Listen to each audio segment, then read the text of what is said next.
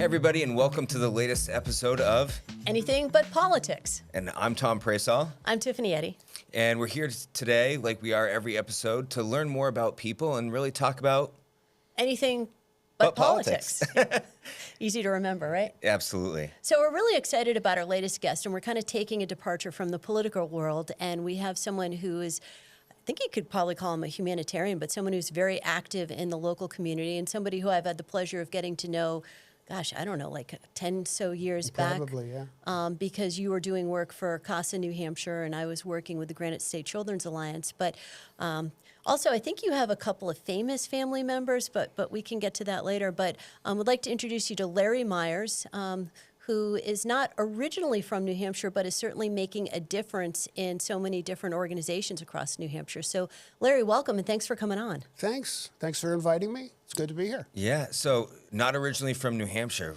Tell us a little bit about the route that got you here. I'm from Pittsburgh, not the one here, the real one. And I'm from Pittsburgh and still a hardcore Steeler fan. I've lived here since '83. We were living in Michigan. I worked for a company there that was sold, and came here to work for Nashua Corporation, and in Merrimack. Moved to Bedford. Didn't like the job, and ended up working for a subsidiary of State Street Bank. And we liked living here quite a bit, but I commuted to Boston for the next 20 plus years. Oh, wow. And working in the financial services business, and eventually for GE Capital, which got me an office in Bedford in a shared tenant office space. There you go. And then for the last 17 years of my career for BNP Paribas, the French bank, still in Bedford. So I was way ahead of the COVID for working remotely. Yeah. I was working remotely for the last 18 years of my career. So we've been here ever since. And my wife was a school teacher. She taught French in Bedford for 27 years. She retired about 10 years ago. And I retired about 2 years ago. And people still talk about Madame. I hear Everybody calls her Madame. Everybody. We did, Seth, my son Seth, who does have some fame and fortune, did, after the COVID pandemic was over, he did a show to benefit the Palace Theater. Oh, wow, yep. And we were in the theater there, and we were sitting about the 12th row, kind of in the middle. And usually when Seth does a show, we have better seats. And I'm just thinking, why are we sitting here? And somebody was introducing Seth. I think it might have been Bob Baines, who was the mayor, and then he had been the principal of West High School when Seth went to school. Oh, Okay. wow. And he was introducing Seth, and he says, I would like to have Larry and Hillary Meyers stand up. We stand up, and from the back, all these adults yell, Madame! That's great. She's well known as Madame. And the reason we were sitting there, by the way, is they put these little plaques on the seats to thank us, to help set the thing up. And I said, that explains the seats. These seats are So you're not bitter about that? No, we're good.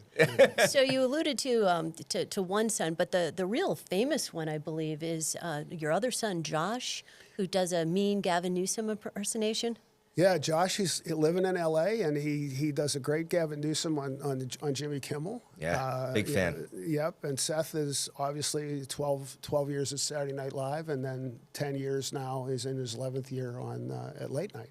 So, and a couple, a special on Netflix, a special on HBO, another one coming up for next year that he's starting to work on. And That's fantastic. He's written a children's book and is writing a memoir and has produced some other TV shows. So a lot going on for him. And 3 kids, too. Yeah, so when you moved to New Hampshire, they must have been just kids. 4th and 2nd grade. Okay, so they grew up here. They went to high school, middle school. Yeah, they went to West. And, they went to the summer program up at St. Paul's. And they, Red Sox fans, huge Red Sox fans. Steelers Celtics fans? Absolute Steeler fans. All right. Really? You did your job. Absolute Steeler fans, yeah. So How would that have been for you if they were Patriots fans? they would have had to live somewhere else. Okay. That would have been it. Would have been better than a Jets fan. We still go. That's true, yeah. We still go to a Steeler game every year, and in fact, at the end of Saturday Night Live, when they have everybody on stage, they call it Good Nights. Yep. And it was during the playoffs, and Seth is in the back. He never moved to the front, and he's waving a terrible towel. Yeah. And one of the minority owners of the Steelers is in L.A. watching. And he says, I wonder if Seth Meyers is from Pittsburgh. And he reaches out through NBC and talks to Seth, and he explains, my dad's from Pittsburgh. And he said, well, you have to come to a game. You and your family, you have to come to a game. And he invites us to a game, and we've been doing it for 10 years. And we go, usually in early October around my wife's birthday, but this year we're going to do it in November. And last year we did it in November. And we go to a game, and for a Steeler fan like me, Yep. if I was religious, this would be like going to the Sistine Chapel, because we're down on the field before the game, we're in the owner's box, we're down under the stands when the team comes in at the end. You know, we sit in Tomlin's press conference. It's just, for a Pittsburgher like me, it's just great. It's just absolutely great. That's awesome. I'm happy to hear you like your seats there too. Oh, yeah. Sounds like it's a hard one not to like. And now, the last couple years, because Seth has become friendly with Cam Hayward, we go out after the game with Cam Hayward and his whole family, and his brother Connor also plays for the Steelers, and their mom and stepfather and brother and all their kids. Cam gets this restaurant. We all go out and hang out with them, and it's and the thing is, he's a defensive lineman, all pro. And a guy comes out after the game, he doesn't have a bruise. Yeah. Nothing. He's like short sleeves. I mean, he's been down there in the trenches. He looks fine, relaxed, cool, nothing hurts. Unbelievable. Unbelievable. I realized, one of the reasons that I realized many years ago that I shouldn't play in the NFL. Yeah. I couldn't do it. Yeah. No, it's tough, but that's fantastic that you get to do that. Oh, I mean, I can only imagine that's just like Christmas once a year. You get Christmas twice a year. that's it. Yeah, that's incredible. It's amazing, and some of these opportunities come because you have a son who's done, well, two sons who have done really, really well. Was there a point when they were growing up where you were like, boy, these guys are I mean, we all think our kids are special, but like, these guys have some potential? Well, they were creative. I would say that they were very creative as kids. Seth has always been a good writer. Most of everything that he's accomplished in his career is because he was able to write. He was not Freddie Armisen. He was not Bill Hader when he was on SNL as an actor, but he was a good writer, and he could write for others as well as himself. And then, obviously he ended up on Update, and he ended up as a head writer. So he was always, writing has been the thing that's been the engine for his career, for sure. And, Josh was also very creative, but neither one of them were real big in performing. Mm-hmm. When they used to do like a comedy night or something at West, but they weren't big performers. But just as the creativity goes, when Seth was in about 7th grade, he had to write a family history. And my wife was a teacher in a school where he was, and he was a great procrastinator, a tremendous procrastinator. And I remember the night before, we kept asking him, how's it coming? How's the family history? Did you call your grandmother? If you looked at albums? Yeah. So the night before, I hear him in there typing on his little computer, and I'm thinking, this is going to be a life lesson, because you wasted all this time. This is going to be terrible. So next morning, he prints it out. They go to school. It's toward the end of the year. So Hillary, my wife, is cleaning out his backpack when school's over. She finds all kind of stuff, like a half a sandwich from December, Sure. Yeah. Oh, yeah. And she's this family history. A++, bottom of the first page. I can't wait to turn the page. Bottom of the second, it's only like 3 pages. It's the bottom of the second page. What an interesting family. It's really well written. Did he make it all up? Every word. Oh, my. Every word. And he came home. The only thing I remember is he said that my grandmother was a member of the Lithuanian, 1904 Lithuanian equestrian team in Stockholm. But I said, I read your paper. He goes, yeah, pretty good. I got double A+. I go, yeah, but you made it up. And then he had the best line, better than anything that was in the paper. He said, what were they going to do? Check. Yeah. No, that's a good point. Good point. And I think another great writer, Mark Twain, used to always say, never put off until tomorrow what you can do the day after tomorrow. That's right. That's a good one. I'm just wondering, so Seth was kind of showing his talents in 7th grade. How about Josh? Josh was a better, when they would do the, like the comedy nights or Winter Follies, I think the other thing was called. He was more of the performer. He was a little bit more outrageous. He would be more into costumes. And I remember him once come out in a full, I don't know what the skit was, a full body suit, cross-country skis, a wig. He was much more out there as a performer. And he was creative as well. But that story about Seth's family history just stands out because it's so outrageous. Yeah. It's interesting too, because when I was working at New Hampshire Chronicle, and I had the opportunity to go out to LA and interview Sarah Silverman and Adam Sandler many years ago. But it's so fascinating that we have this cluster of incredible talent, like these incredible comedians who grew up in Bedford, Manchester, and went to neighboring schools. Does that occur to you at all? Well, I mean, it's not like it's three people you mentioned. And I think there's a woman on Broadway that was one of the Tony nominees who's from New Hampshire as well. I don't remember her name, just it's in a musical too. She's a singer. But yeah, look, we're a small state, and there's and so I guess if you have 4 or 5 people that have come out of the state roughly the same age, not Adam's a little older, but that's pretty good. That's pretty good. Must be something in the water. I don't know. It's in the Merrimack. Could be. Yeah. I don't know. We had a well, so I don't know what the others were drinking. We have a well at our house. I don't know what Sarah was drinking. But No, that's great. So what does that look like? You said they weren't involved in a lot of performing in high school. So how do you go from, just being super creative to all of a sudden being on SNL, being on Jimmy Kimmel, getting, gigs in movies? Well, what happens in this case is that Hillary and I both went to Northwestern. My wife was a school teacher, but they have a very big theater school there. A lot of famous people have come out of that. Charlton Heston, Julia Louis-Dreyfus, Anna Gasteyer. Lots of people come out of the Northwestern program. I was in engineering, but we were never usually active alumni, but when Seth got ready to go to college, they had a very good screenwriting program that he was interested in. And so he got into Northwestern, and he was there, for a couple years. And then when it was Josh's turn to go, he had been out to visit his brother, and he liked it too. And so he went there also.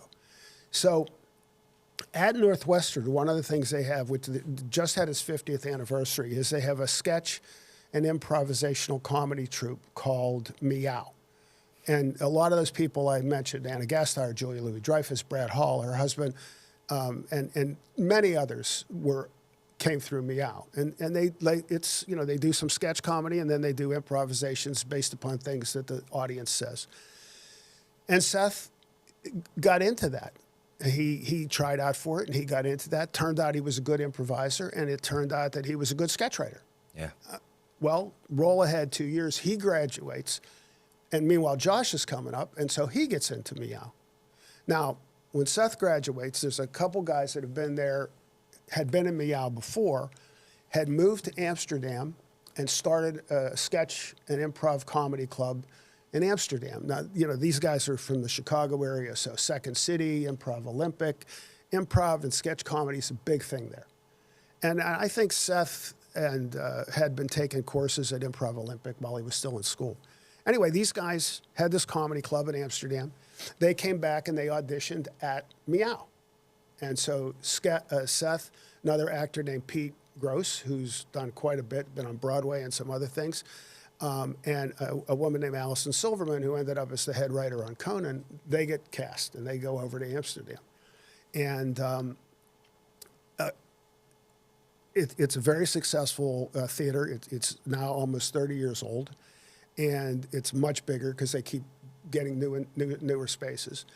And then 2 years in, when Josh graduates, they've come back. They've seen Josh in Meow as well, and they hire him. So they overlapped over a 3-year period there. While they're there, there's other people like Jason Sudeikis, Ted Lasso. Yep. Brendan Hunts, who plays Coach Beard. Yep. Actually, Josh was just at his bachelor party in Vegas last weekend. He was with us in Amsterdam as well. Ike Barinholtz, who's been in a million things with, and he's in, I think he's in that show about, it's about I think making he's a also a movie. Celebrity Jeopardy winner. Yeah, he won Celebrity Jeopardy. So anyway, they're over there and they're doing this improv stuff and they're doing corporate events and they're doing the stage show and they do the Fringe Festival in Edinburgh. And one of the female members of the cast is a woman named Jill Benjamin. And she and Seth put together a program called Pickups and Hiccups, an Improvised Love Affair. The best improv I've ever seen. It's really good. She's terrific. So they go to Edinburgh, they kill it, they get great reviews, and people comparing them to Nichols and May, Burns and Allen, all of that. So it's time they've done what they think they can do in Amsterdam. They come back to Chicago, and they rent a theater out. It's Friday and Saturday nights, about 150-seat theater, and there's a play. It's a small stage with like a drawing room type, a couple couches and a lamp and whatever. And they put up their show, Pickups and Hiccups. So the first night they invite all their friends. It's packed, 150 people, packed. Second night, my mother wasn't well, so I couldn't go. My wife goes. There's 8 people there. Really? Wow. But the first night, the Chicago Tribune writes a killer review. And so they did it, I don't know, 4 weekends in a row, and it's packed every Sure, time. I bet. Then the Chicago Improv Festival, because improv's a big thing in Chicago, invites them to come and be on one of the stages for the improv, which is festival, which is a week or whatever it is. And they go and they do their show. And Saturday Night Live, they come to the Improv Festival looking for talent, and they see them, and they invite them to come to New York in this tiny little theater, 75 seats, to do their show. And Seth gets hired by SNL. He had to audition after that. She didn't get an audition, and she's hysterical. Oh, wow. But bad luck, they had Tina Fey, Amy Poehler, Maya Rudolph, Anna Gasteyer. They just didn't need women at that point because they had 4 big-time women. Absolutely. And so Seth got hired, and that's how he got SNL. And when Josh came back, he ended up on Mad TV with Ike Barinholtz. Yep. And then he went from Mad TV for a couple years, and then he was in the last year of that 70s show. Yep. And then his career didn't have a straight arc like Seth's had, but he would do a movie here or there. He would do this or he'd write something. And eventually, I don't know how he got hooked up with Kimmel doing that, but he did. And, The Gavin Newsom? The Gavin Newsom, yeah. And then the biggest thing that's started in the pandemic has been the podcast. Yeah. Because the podcast has done really well. It's taken off. They have good advertisers, and they have a lot of people that want to be on it. They've had people like Julie Andrews. They had Bill Gates. Yeah. They've had Timothy Oliphant, and me, Hillary. They've had lots of people on it. It's amazing they could book you, too. Yeah, So well, you're in demand. Clearly here I am. I know. We're so lucky we got you. I know. I'm sorry, I have to go now.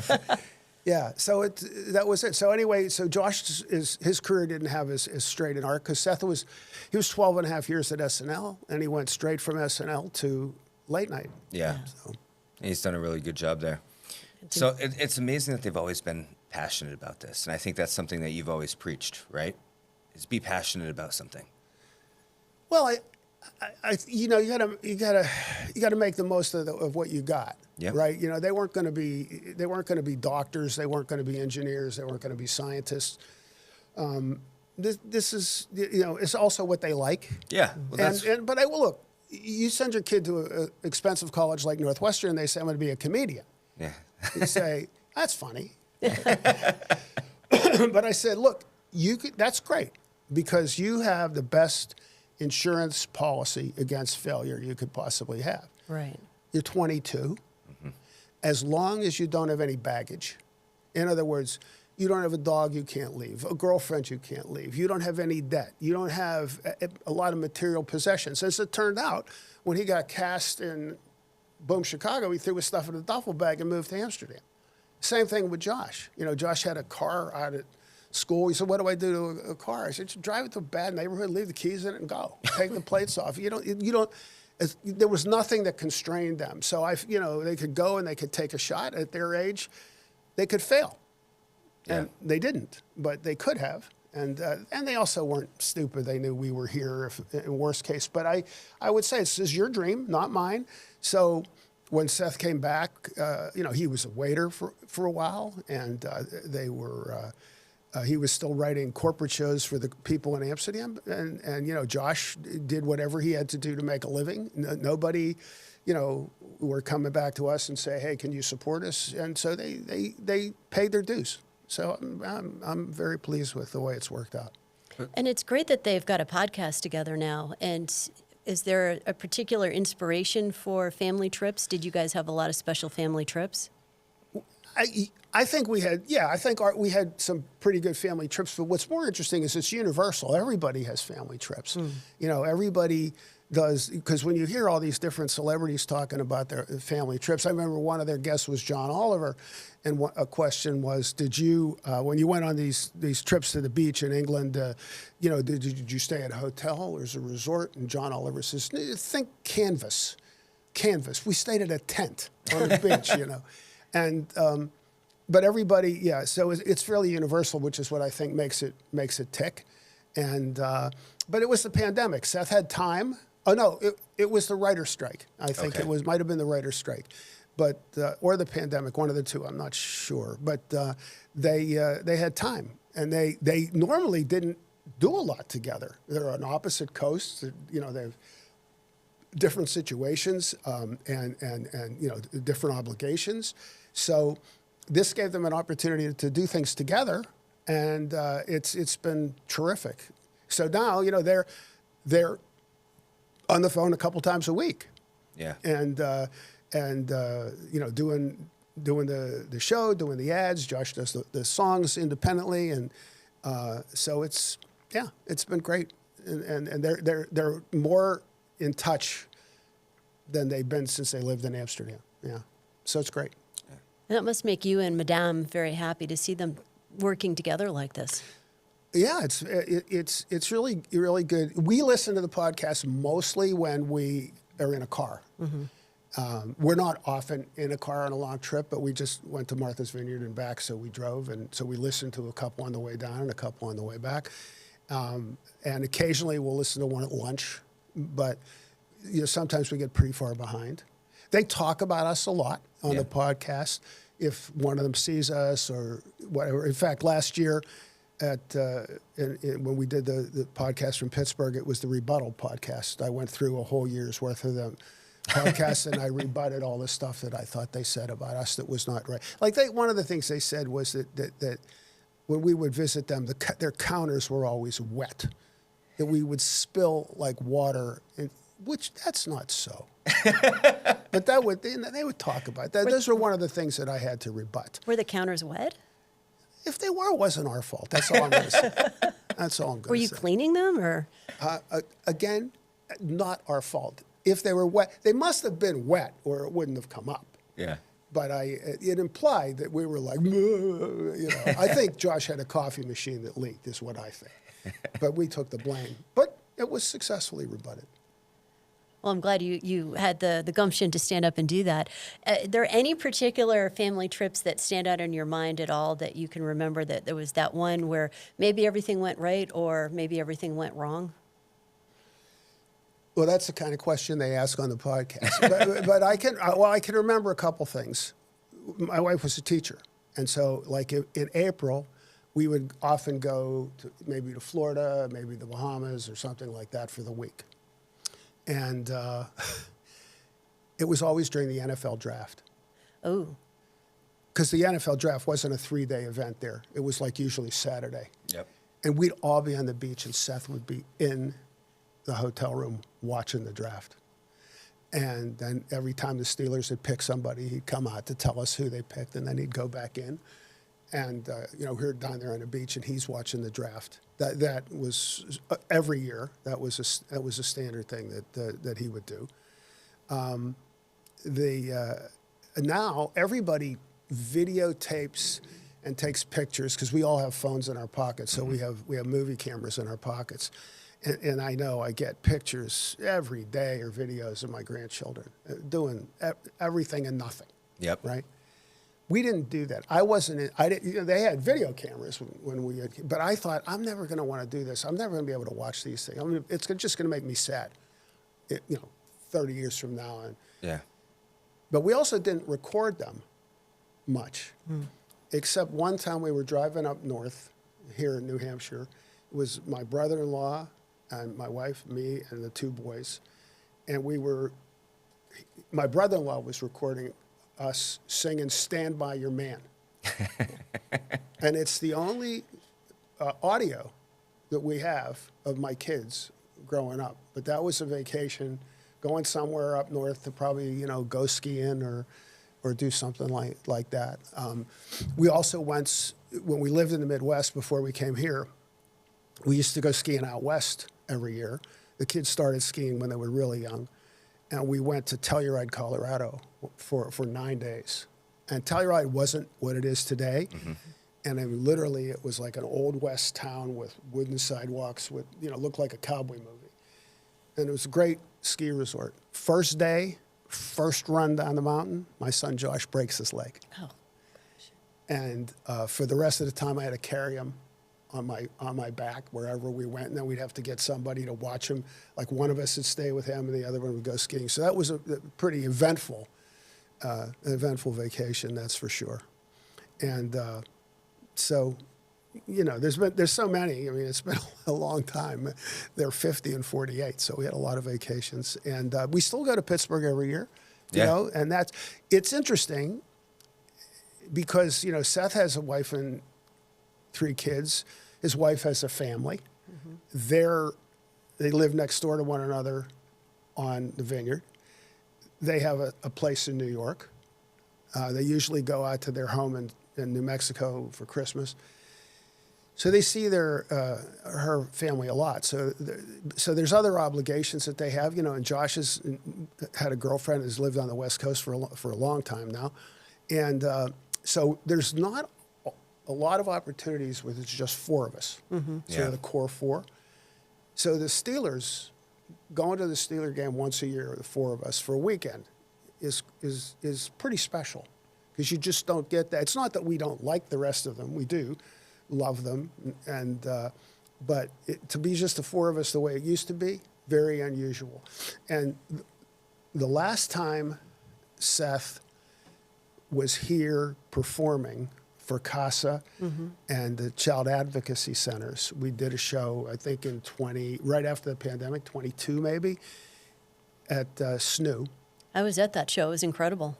And we came out, thank you. And we came afterwards, we had a little party at Manchester Country Club, and then we came home, and it was late, and the 4 of us just hanging around the house. Yeah.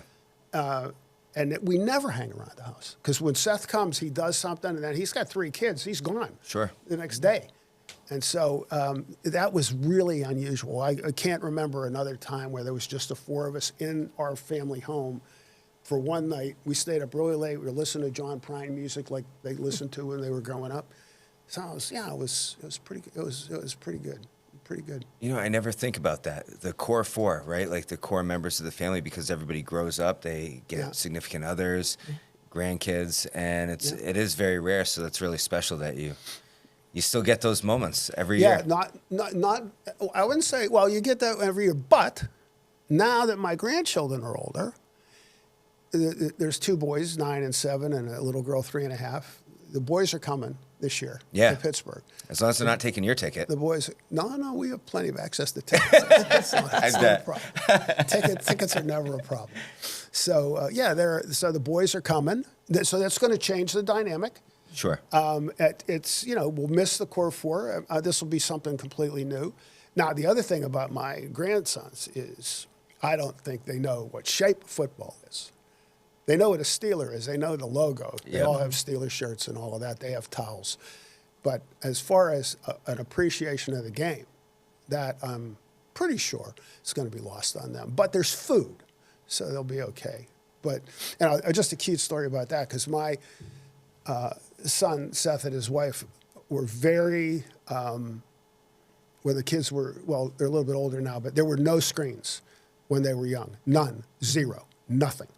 So one day, I would say Ash is about, he's the older grandson, he's maybe 3 or 4.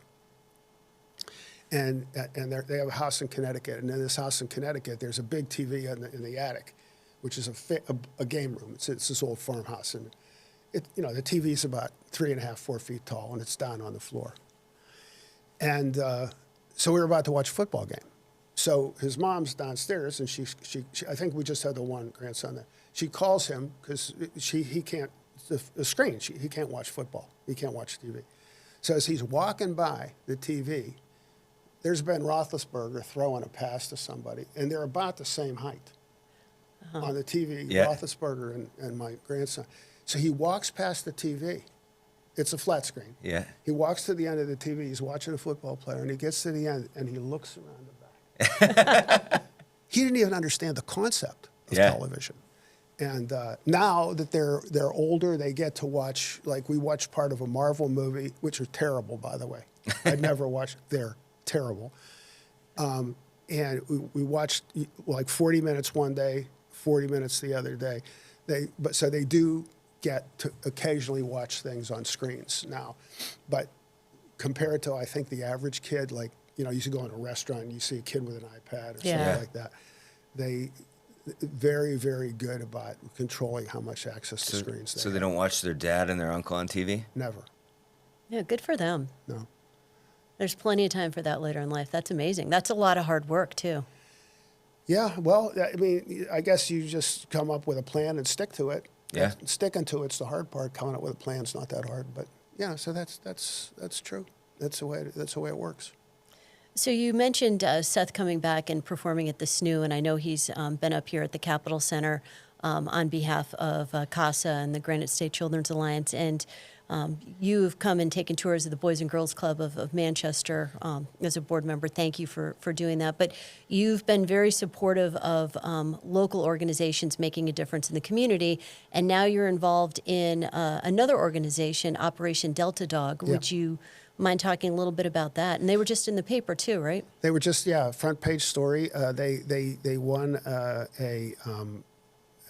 $50,000 grant from Citizens Bank this year. I think it's called their Champions Award or something.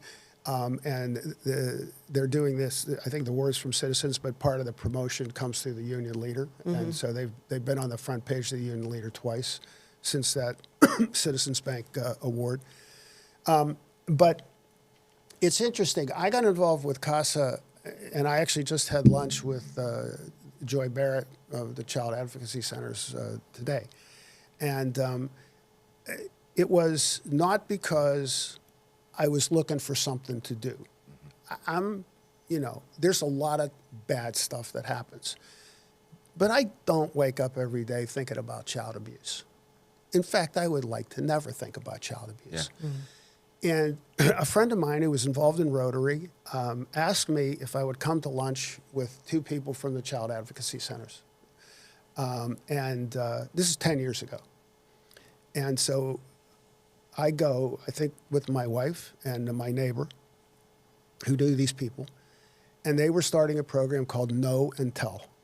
Oh, yeah. There's a law in New Hampshire, I think, that if you know about child abuse, you have to report it. Yeah. And they wanted to see if Seth would do some promotion, and because my wife was a teacher, she would do something. I don't remember exactly what happened, but I think Seth at least did a poster or something, and they were going to push this out through the schools because, teachers see kids every day. Absolutely. And often the abuse comes from the family. So I'd never thought about it before. And then I was... a lot of times we would try to get tickets to Saturday Night Live to auction off for events, and we still do that for late night all the time. And we're at a fundraiser for the Child Advocacy Centers, and we're offering tickets, I think, to Saturday Night Live. I think it was. It could have been late night, given that it was 10 years ago. And usually these tickets go for a couple $1,000s. Mm-hmm. And people that are at these events are generous. They're there to give money. And so this is a fun way to do it. And so it's somewhere in that area. So this guy bids 2,000, another guy bids 3, another guy bids 4, another guy bids 5. You were probably there, actually. Ends up going for $13,000. Wow. Now, these are two generous people that are there to support a worthy charity, and this is a fun way for them to do it. So I called Seth that next day. I go, I think we can raise a lot of money for child abuse up here. So we got in touch with CASA and child advocacy centers, both of which deal with the same kids. CASA's more on the civil side, and the criminal side was child advocacy centers. And we put this idea together to do a show here across the street at the Capitol Center for the Arts. And we did 2 shows in 2018, and we're able to give each charity $100,000. Wow.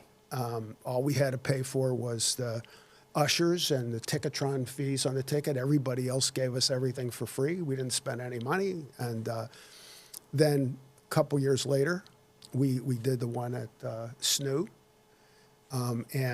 Same thing. They were able to get a couple $100,000 each. And so we, and whenever there's material, like again, so these jokes, he doesn't get them out of Cracker Jack boxes. He's got to write them and put a show together. Mm-hmm. And so when he did his first special for Netflix, I don't remember the name of it, and then he just did the last one was for HBO, Dead Walking. It takes him a long time to put those shows together, and he may go out on the road and perform them 20 times. But this will always be a spot that we'll perform. And so whenever the next one is, and there'll be another one. I don't know. I can't tell you when, but one of the stops will be New Hampshire, and the beneficiaries will be those 2 charities. And like you mentioned, Boys and Girls Club, totally worthy charity. The charity that I'm involved with, Operation Delta Dog, which I'll tell you more about, totally worthy charity. Yeah. But we made a commitment to those charities, and we'll use tickets to the shows. Any other ways we can help other charities, we'll do it. Yeah. We've done that. I know for Boys and Girls Club. Yep. We're going to stay with the people that we started with in terms of that, coming up and doing performances for charity. So, no, and it's so. Oh, sorry, I didn't mean to interrupt. No, that's it. And so again, I think it's good for the community. I think I know that there was years ago Sarah Silverman did a thing for a charity that her mother had at the Palace. Adam, I'm not as familiar with how much he's done in the community, but yeah, I think it's great. This is where they grew up. Yeah. Right? I mean, why not? Right. Why not? No, and as a former board member of the Granite State Children's Alliance, it's so hard to raise money for kids who have been sexually abused. And I can remember going back to my Channel 9 days, that we might do a story on an animal who had been abused, and people would be writing in, and how can we help this animal, and this is outrageous, and rightfully so. I mean, that's unfair, and they should totally be protected. But when a child's been abused, you can't show a photo. There's privacy laws, so there's just not the same kind of outrage and reaction, and so it's really, really hard to raise money for those organizations. So the fact that your family has stepped up is incredible. You'd rather not think about child abuse, as I said before, but I'll give you a great example. A few years ago, there was a earthquake in China. I don't know how many people died. Mm-hmm. It was on the news every day. Yep. For like 3 days, because news stories don't last that long. 3 days. And okay, China, far away, earthquake happens. And then there's a story about the pandas. Yeah. That they can't get bamboo to the pandas because the road has been washed away where they have to bring to this panda sanctuary. And I'm saying, well, who do we get money through? The pandas. Yeah. What's going to happen to the pandas if they don't get bamboo? I have bamboo in my backyard. I'll cut it down. I'll bring it over there. Yeah. But you're right. Animals is a different thing, which kind of segues into what I'm doing now, because I went to this event that I got invited to, not thinking much about PTSD. And it's at Nashua Country Club. And there's about 10 veterans with dogs. There's about 300 people there. And they're walking around with these dogs, which I've since learned is a big thing for vets with PTSD to be in a crowd. With a lot of close people, and they don't like that. There's anxiety and so forth. And then we sit down, and they have a guy speak. Executive director speaks, and then they have a guy speak. Now, most of these guys are, I would say, how old are you? Me, 40. Yeah. Okay, plus or minus your age. Okay. Fit like you. Thank you. Okay. They look like they're Afghan or Iraqi war veterans. This is what I expected. Yep. The guy gets up to talk. He's my age. 35? Yeah. Times 2+. So he's a Vietnam War veteran. Wow. He's got a dog that can't be more than 2 years old. And I'm sitting there thinking, this guy had PTSD for 50 years? So he has a speech, which he wrote, which he delivered beautifully. They have a screen behind them. They show this picture of a Marine, his son, killed in Afghanistan. When that happened, obviously, terrible trauma. It triggers everything in this fella. And he talks about how he was always anxious. He didn't like crowds. He wouldn't go to restaurants. He was this. He was angry all the time. And it was really eye-opening to me. And afterwards, I thought to myself, much like when I met the people from the Child Advocacy Center, so Know and Tell, I wasn't looking for something to do. I wasn't looking for something, a cause. Yeah. But those people, they just walked right in front of me because my neighbor set it up. I didn't know what it was, but there they were. Said, oh, they're doing something that's important. I can either walk around them, but I'm right here. Maybe I can do something? Yeah. Maybe. Same thing here. So after this is over, I think maybe I can do something to help. I don't know what. But, we had given tickets to Seth's show and so forth. And then I get to know these people a little bit. I start by walking dogs. They need volunteers. So I go down to Hollis and I walk dogs. For, a couple dogs once a week. And I start to see, because they have classes for these veterans. Women that suffer military sexual trauma, traumatic brain injuries, PTSD, people in their 60s, people in their 30s, people in their 40s. And the thing about them, some of them look like warriors. Some of them don't. Some of them look like old men. Some of them look like warriors. Some of them look like middle-aged women. But you can't see PTSD. And when you talk to some of these people, and they say, I can't go to a grocery store. I couldn't go to a grocery store. I couldn't go. I'm thinking to myself, you couldn't go to a grocery store. I have to know how I'm going to get out. I don't like people to be too close to me. Okay, everybody likes their personal space. I don't like somebody in line behind me at a grocery store. And what I realized is I can't empathize with these people. You either have PTSD or you don't, because it doesn't make sense. It just doesn't. Yeah. But you can sympathize with it. So what Operation Delta Dog does is they rescue dogs from kill shelters in the South, often within 24 hours of euthanasia. They bring the dogs up, and they very carefully match them with veterans. I'll talk about that in a minute.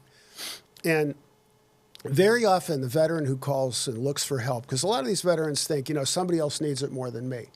So these guys maybe have tried medication, they've tried counseling. So historically, they've tried to answer that call and get an interview the next day, then do a home interview, try to see if there's kids, if there's family, if there's a yard, to try to figure out what's going to be the best situation for this veteran. And they don't want to wait, because what if this is the last call? Yeah. These veterans are 5 times more likely to commit suicide than anybody in the general population, right? So they don't want to wait. And a lot of these people have tried to take their own life. What's happened is it's grown, the demand has grown, It's going to grow further. They're going to be the entity that's going to work with canine support animals up at the new Franklin facility and for veterans.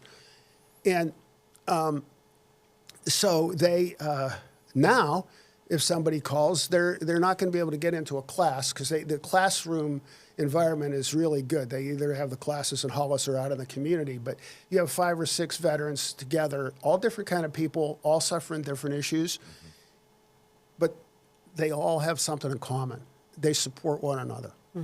And then you may have somebody in and they may have to try 2 or 3 dogs until they get the right match. These people know what they're doing. It changes these veterans' lives. It changes their lives. I was with a woman today. I don't know how old she is. She looks like she's 60. And she said her PTSD just got worse and worse and worse. She's had her dog for a year. It's an 18-month program. It's free. Other programs with service dogs can charge a veteran $25,000. This is free. You don't have to do a GoFundMe page. You don't have to do anything. And they feel that a veteran that has PTSD is already given enough. And so they match them carefully with the dogs. Once they're out of the program, they always can come back. They recertify the dog as a service animal every 2 years, excuse me. They're not trying to solve every problem the veteran has. But the veteran has to be drug and alcohol free. They can't be an alcoholic or a drug addict. But they tell you stories that you can't believe. These are all the things I couldn't do. This is what I can do now. I couldn't do things with my kids. I couldn't. Some of them don't work. They're on disability, but whatever. But I was there one day, and this guy who looks like a full-blown warrior, inked on the arms, big beard, strong, muscular guy. He had a service dog for 10 years who was getting older, and he was getting a new dog because his older dog wasn't able to be a service dog anymore. And he was telling me that his symptoms are night terrors. That's what children have, right? And his dog gets on his chest in bed, lays on his chest, and they go away. That's incredible. So imagine this guy, his dog that he's had for a long time, 10 years maybe, is not going to be able to do that anymore. Can't get up in the bed. I don't know what the reason is. He's got a new dog. And it happened to be that was the day he was taking the dog home because they don't take the dogs home right away. They kennel them there. And this dog, which was a golden retriever, walks into this office and jumps into the guy's arms. Wow. About a 70-pound dog jumps into the guy's arms. And you could see the relief. Imagine that, having night terrors when you're a full-grown adult, and you know what fixes it. And all of a sudden, it's pretty dramatic. And so I did get involved. Mainly what I do is there are limitations. They have some space limitations. We've been able to get some more space. There's some of the space is for training. There's not enough kennel space. They can only keep about 8 dogs there at a time. And if they had more kennel space, they could get more dogs, shorten the wait for the veterans. What is the wait right now? Guys that are on the wait list right now probably won't get into the program until December. Okay. Wow. And we probably got about 40 people in the program right now. There's been 100 that have gone through it. They're all still with us. So I asked you, I think earlier, if you had dogs. And if you had or have dogs, you know how you feel about your dog. And the thing about your situation with your dog, my dog situation, is you have other people in your family, you have loved ones, you have partners, you have children, you have parents, you have friends, you have siblings. None of those people love you all the time. You've had an argument with all of them. Not your dog. Yeah. Your dog, whatever you do, you're fine with your dog, right? It's the only real form of unconditional love. Because no judgment. Much as you hate to say it, every love has conditions on it. Sure, but not your dog. Not your dog. Not your dog. So that's part of it. This is my theory. That's part of it. And these people that were in the military, they know they saved the dog's life. The dog was going to be killed. They know they saved the dog. So they let the dog save them. Yeah. And I'm not 100% sure why it works. But as a dog owner, it makes sense to me. And it seems like, I mean, the data's there, the facts are there, it works. Unfortunately, the VA, there's a study being done for a couple years called the PAWS, P-A-W-S Act, where the VA may, once the study is completed, agree to pay for service dogs. It's about $30,000 for the full training of an 18-month program. But in the current environment in Washington with cuts to the VA and other agencies, I'm not sure if the study's done what that means for funding. So they don't rely on that, or won't rely on that. So it's all grants and donations and corporate sponsorships. And I spend most of my time, because I'm retired, I have time. I'm not afraid to ask people to help. And if I can find somebody who's interested and take them down to Hollis and let them see what's going on, let them talk, as I did this morning, to a couple veterans. And they don't, these veterans don't say, here's my story. I did this in the military, I did that, or whatever. Or I was, they just say, this is what my life was like, and this is how much better my life is right now. Yeah. And everything is so obvious. So, so that's what I try to do. I'm trying to help them. Because I have the time to do it and the interest, so. Yeah, and I'll tell you, it doesn't surprise me. I mean, I'm a firm believer in what you've said of the impact of dogs on these people's lives. I know I had 2 dogs, and one was a bull mastiff, Zeus. He was about a good 130 pounds, and you could tell when he wanted to cuddle, he'd come over and he'd put his head on your chest. And even if I was anxious about something at work or something else going on, it went away. It's almost like a weighted blanket. But there's also something to be said about caring for another life. Responsibility. And responsibility. I grew up with golden retrievers my entire life. And, and they came and they would pass away when they got older and sick. But when we had our dogs, when they passed away, it hit me completely different. And I was like, well, why is it so different? And it's like, well, because they relied on me. Yeah. Whereas, my other dogs relied on my parents. But I think there's so much, dogs are such special creatures, and I think it's really worthy, and it's a fantastic program. My theory is no kid ever had a dog. The parents have the dog. The kid might like the dog, but the parents have the dog because the parents are responsible for the dog, right? Yep, they were my sisters. Like you're talking about. And the ultimate thing, like everybody, we live longer than our dogs. And but your ultimate obligation as a dog owner, a pet owner, is to know when it's time to put them down. That's your ultimate role when you buy that dog or what have you. And a lot of what's happening with this demand that I'm talking about, because this program's been around here in New Hampshire since 2018, you're going to get some dogs aging out. So when just like that situation I was describing, if a veteran today loses a dog, then they go to the front of the line because they have had that. It's like losing a wheelchair if you needed a wheelchair. Yeah. You can't get by without the wheelchair. You don't so want to they have regress. to get another dog in their hands as soon as they possibly can. And we've had people recently come that because they know about the program and they know how well it's put together, that have said, listen, if you'll give me a dog, this is not typical. So I'll give you $25,000. I'll donate $25,000 if you give me a dog and let me in the program ahead of all the other people.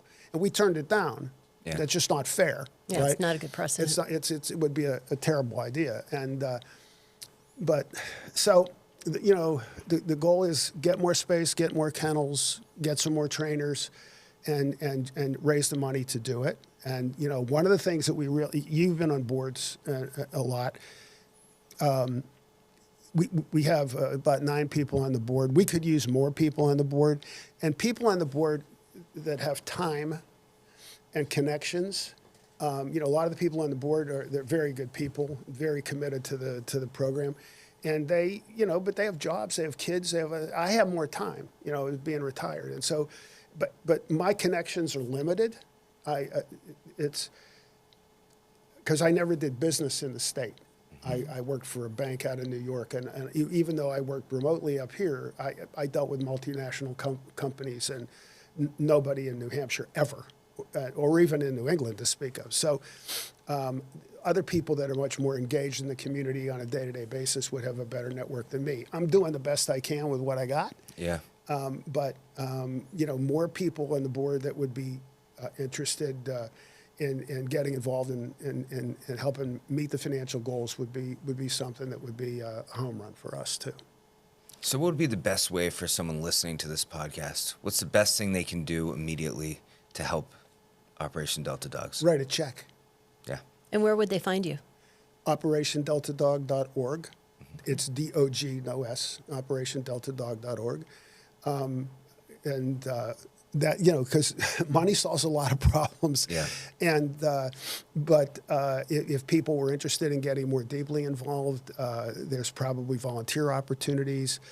There's certainly, if it's a company, sponsorship opportunities. Because listen, if you're a company, we were with a bank today. That bank has employees and customers that are veterans. Mm-hmm.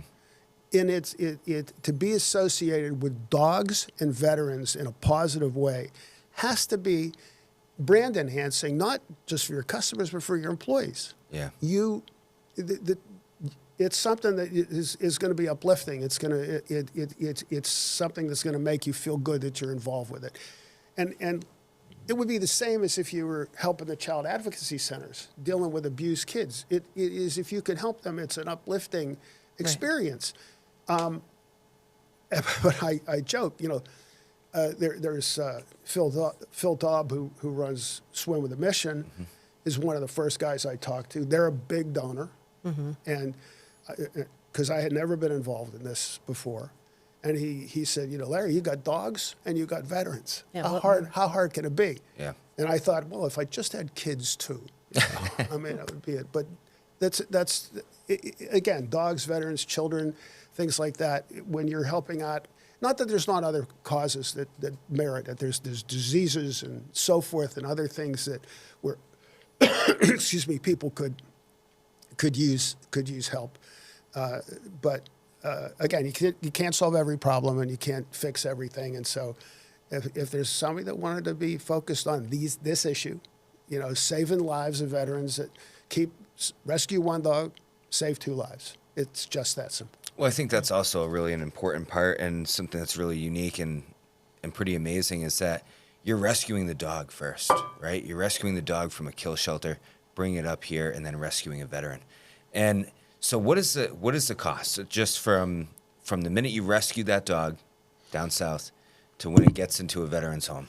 Well, I would say, if you could monetize it. I can monetize it. From the time you rescue that dog until the veteran completes the training and has all singing, all dancing service dog, it's $25,000 to $30,000. Okay. Wow. That would be the overhead of the transportation, the vet bill, the food, the training, the overhead of the facility, $25,000 to $30,000 a dog. And somebody that wanted to really do something, sponsor a dog. When we have a graduation ceremony of one of the classes, we had one recently, and the veteran is there. He's at a table. His family's there. Kids, parents, and now often a sponsor family that sponsored that dog. There's like a dozen people at the table. And then when they go up, they give him a plaque. The veteran goes up with the dog, and I think there were four males and 1 female at that last graduation. And they're up there and they're telling their story. And all these people at their table, they're crying.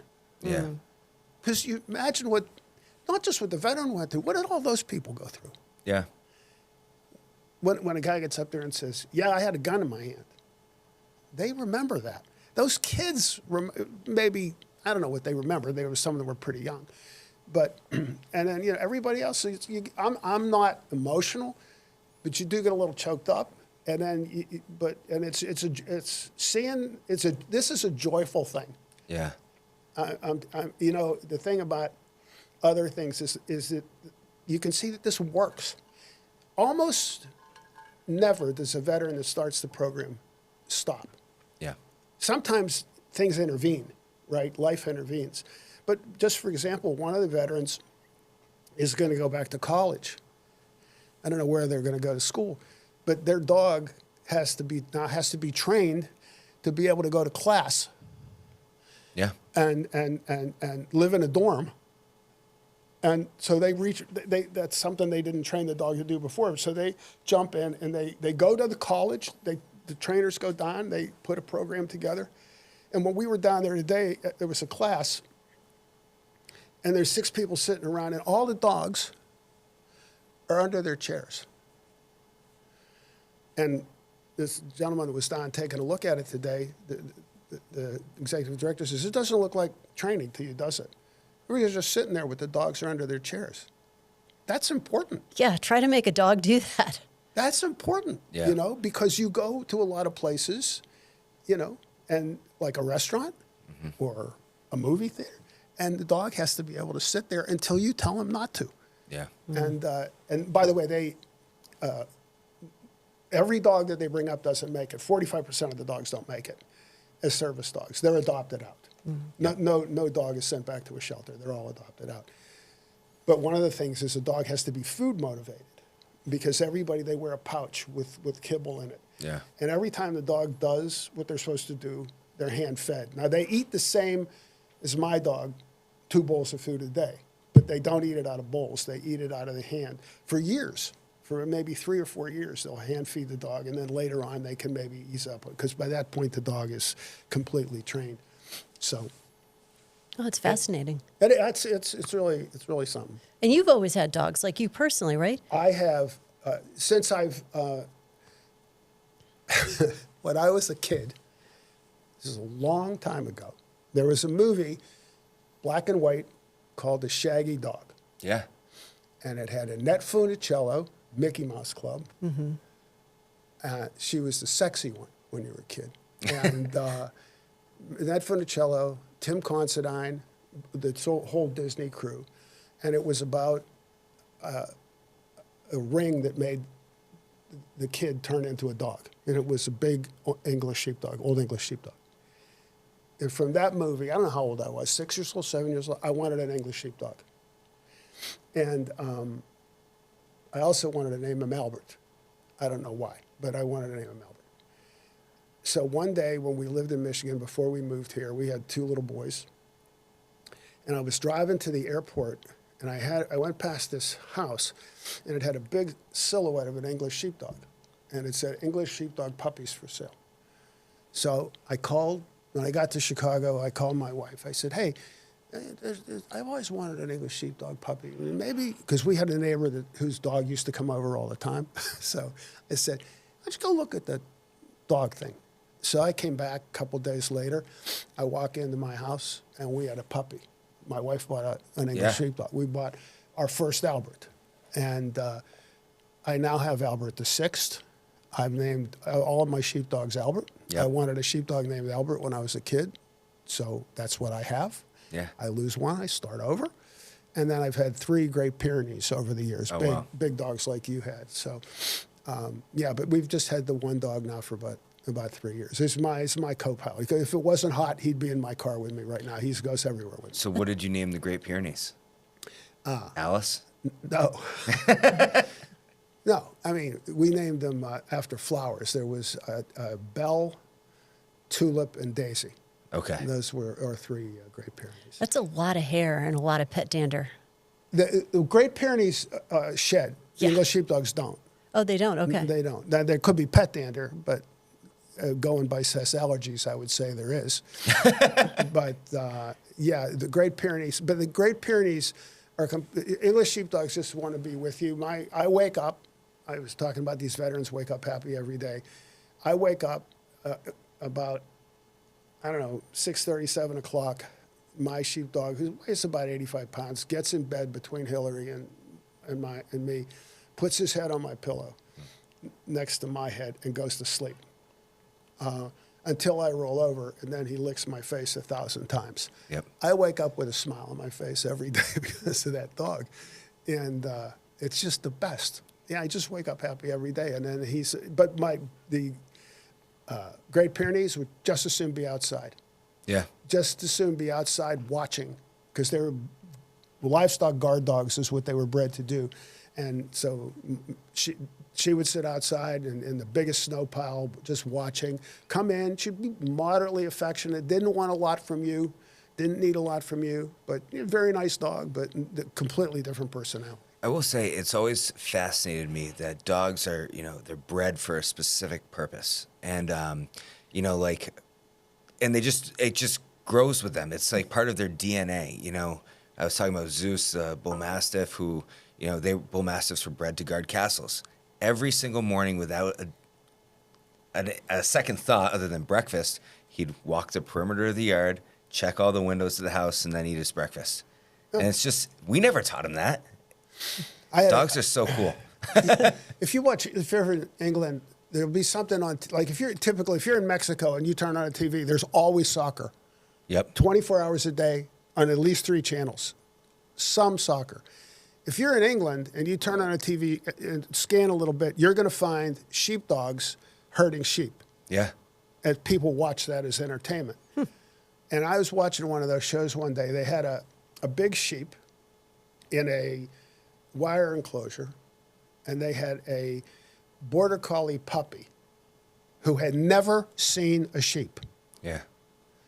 Outside of this enclosure. They opened the enclosure, the sheep ran out. That puppy, who had never seen a sheep, went around and made her come back into the enclosure. That's the breeding. It's crazy. Yeah. It's nuts. Dogs are amazing. It's nuts. Well, Larry, can't thank you enough for coming on.